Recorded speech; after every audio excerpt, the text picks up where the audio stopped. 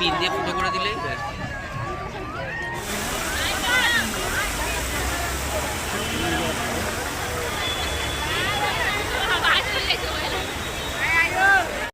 আর একটা নতুন ব্লগে সবাইকে ওয়েলকাম জানাচ্ছি। এখন আমরা আছি ইকো পার্কের গেটের সামনে। আজকে 1 তারিখ, বাচ্চাদের নিয়ে একটু ইকো পার্কে এসেছি আমরা বন্ধুরা মিলে। ভেতরটা দেখাচ্ছি। টিকিট কাউন্টারে প্রচুর লাইন। সবাইকে নতুন বছরের শুভেচ্ছা জানিয়ে নতুন একটা ব্লগ শুরু করছি। আজকের ডেস্টিনেশন ইকো পার্ক। নতুন বছরের শুরুতে ফ্যামিলি আর বন্ধুদের সাথে আমরা চলে আসি নিউ টাউনের ইকো পার্ক। লম্বা ও সুদীর্ঘ লাইন পেরিয়ে অতি কষ্টে আমরা হাতে টিকিট পাই। এখানে মাথা পিছু টিকিটের দাম 30 টাকা। 3 বছরের ঊর্ধ্বের বাচ্চাদের টিকিট কাটতে হবে। এই ভিডিওতে আমি আপনাদের কাছে ইকো পার্ক সম্বন্ধীয় কিছু তথ্য তুলে ধরবো।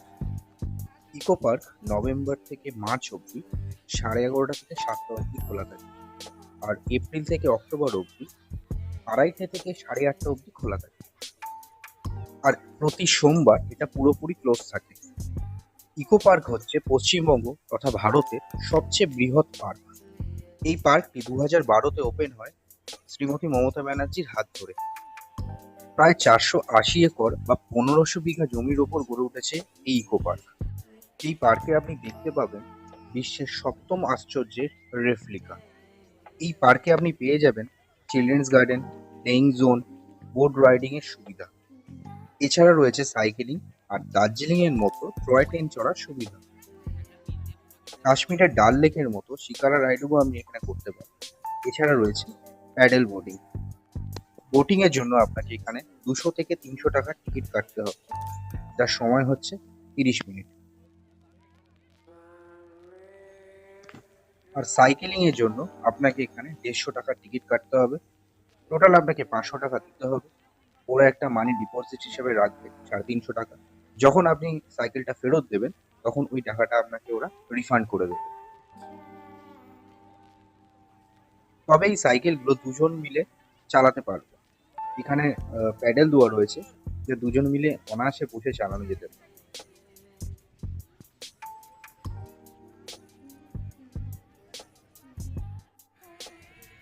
এই ইকো পার্ক পুরোটা দেখে শেষ করতে আপনার সারাদিন লেগে যাবে।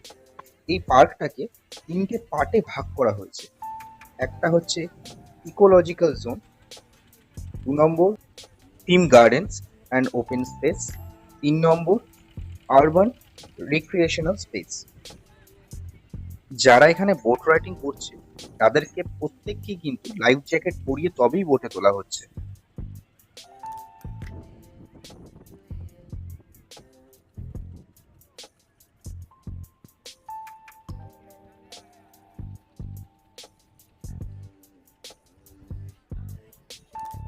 এখানে যদি আপনি 5-7 জনের গ্রুপ নিয়ে যান তাহলে কিন্তু বাড়ি থেকে খাবার বানিয়ে নিয়ে যাওয়াটাই ভালো, কারণ বাইরের থেকে এখানে ভেতরে খাবারের দাম কিন্তু অনেকটাই বেশি। যেটা আমার মনে হলো, আপনার কাছে সেটা নাও মনে হতে পারে।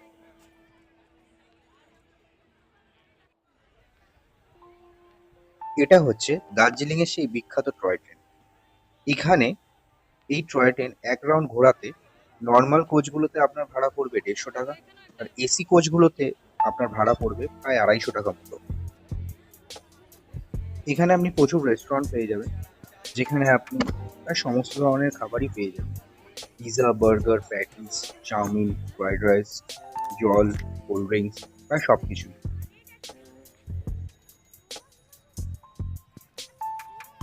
এটা হচ্ছে রোজ গার্ডেন। প্রায় অনেক প্রজাতির রোজই আমরা এখানে দেখি, এবং সেই ফুলগুলো আকারেও অনেক বড় এবং নানা ধরনের কালারের রোজ এখানে আমরা দেখতে পাই। দুদিকে বাগান এবং মাঝখান দিয়ে রাস্তা। এখানে এমনি সময় আমার মনে হয় না জাল দেওয়া থাকে বলে, বাট আজকে যেহেতু প্রচুর ভিড়, বা অন্য অন্য দিন যে সময়গুলোতে প্রচুর ভিড় হয় সেখানে এই নেটটা দেওয়া থাকে, যাতে কেউ ফুলে হাত দিতে বা ফুল ছিঁড়তে না পারে।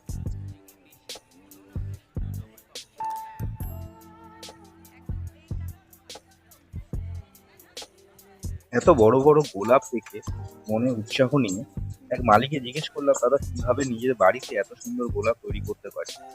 কিন্তু সে বলে উঠলো দাদা, এরকম গোলাপ আপনি বাড়িতে তৈরি করতে পারবেন না, কারণ এর যে পরিচর্যা সেটা আপনার বাড়িতে আপনি দিতে পারবেন।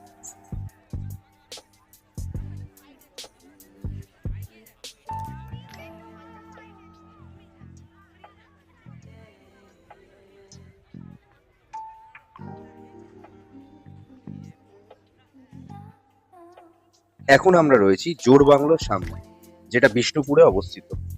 এই বাংলোর পুরো গায়ে আপনি টেরাকোটার কাজ দেখতে পাবেন।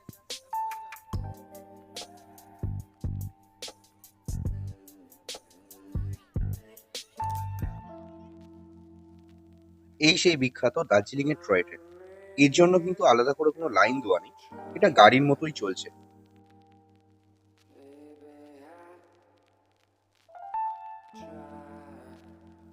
এখন আমরা এসে পড়েছি মাস্ক গার্ডেনে।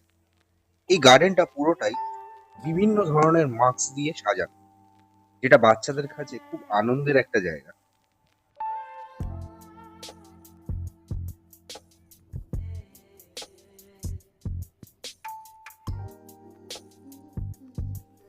কি কেমন লাগছে তোমাদের? তোমরাও কিন্তু এরকম একটা প্ল্যান করতেই পারো, যেহেতু এখন শীতকাল, যে কোনো একটা ছুটির দিনে বন্ধু বান্ধব বা ফ্যামিলি নিয়ে তোমরা কিন্তু এই ইকো পার্কে এসে ঘুরে যেতে পারো। আর যদি তোমাদের ভিডিওটা ভালো লেগে থাকে, তাহলে লাইক আর সাবস্ক্রাইব করতে কিন্তু ভুলো না। এরকম অনেক নতুন নতুন ভিডিও কিন্তু আগামী দিনেও আমি দিতে থাকবো।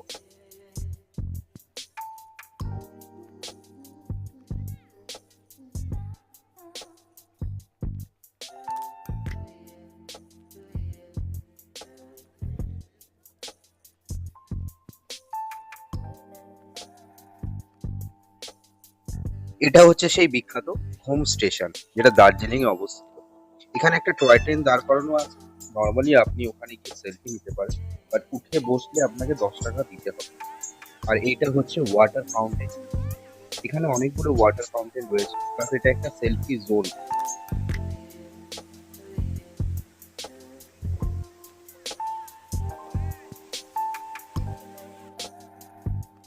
এটা হচ্ছে গিজার, সেই বিখ্যাত পিরামিড আর মিস্টি ফিন্স, যেটা মিশরে অবস্থিত।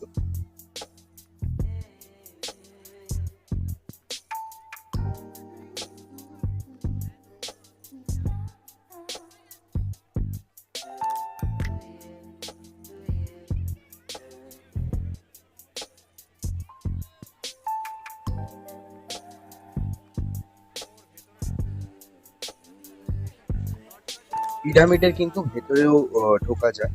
আমরা ভেতরে গিয়েও দেখেছিলাম। জায়গাটা অনেকটাই শর্ট, ছোট গলির মতো প্যাসেজ, বাট ওর দেওয়ালে নানা রকম কারুকার্য করা ছিল, আগে যেরকম পিরামিডের গায়ে করা থাকতো। আর এখানে একটা কাঁচের বক্সের মধ্যে মমির রেপ্লিকা রাখা ছিল।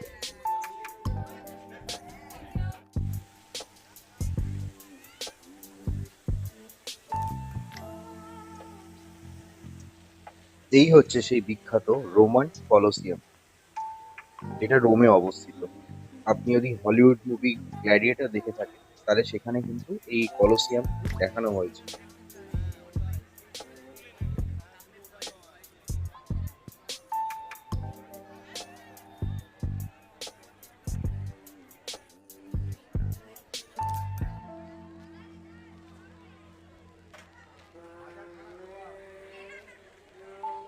এটা রোমানদের জন্য একটা বড় থিয়েটারের মতো ছিল, যেখানে প্রচুর গ্ল্যাডিয়েটররা মারণাস্ত্র নিয়ে তাদের নিজেদের মধ্যে যুদ্ধ করত, বা পশুদের সাথে তারা লড়তো। তাদের মধ্যে বাঘ, সিংহ, গন্ডার, হাতিও থাকতো। প্রচুর পশু এবং প্রচুর গ্ল্যাডিয়েটর এখানে কিন্তু প্রাণ হারিয়েছে।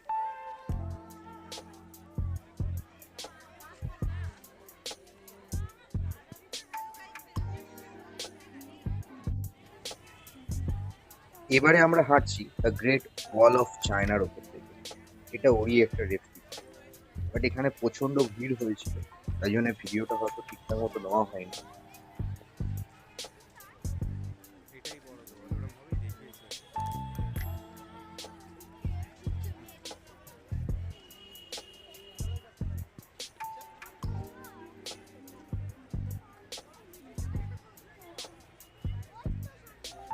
এখানে ভিড় হওয়ার অন্যতম কারণ হচ্ছে সেলফি।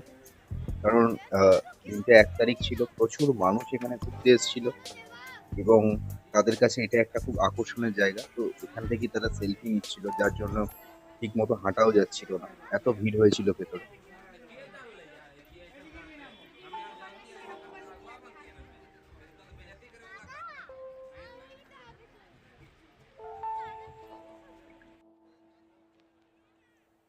আর এই হচ্ছে সেই বিখ্যাত তাজমহল, যা আমাদের দেশের আগ্রাতে অবস্থিত, যেটা শাহজাহান তৈরি করেন এবং এটা আমাদের ওয়ার্ল্ডের 7ম আশ্চর্যের মধ্যে পড়ে।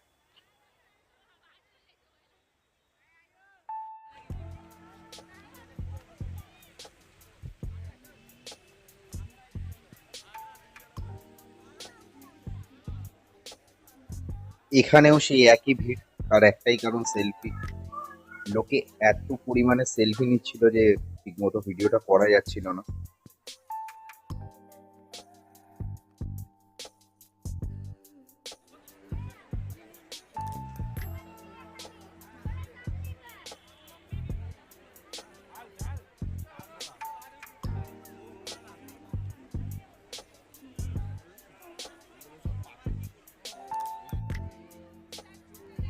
আর এই হচ্ছে সেই ইস্টার আইল্যান্ডের রহস্যময় মূর্তিগুলো, যেগুলো মোয়াই নামে পরিচিত।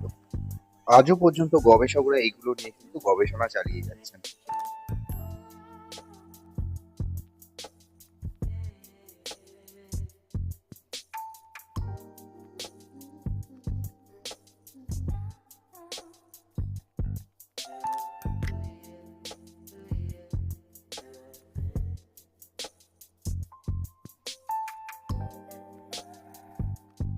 এটা হচ্ছে জর্ডানের সেই পেট্রা, যেটা বেলে পাথর কেটে তৈরি করা হয়েছিল।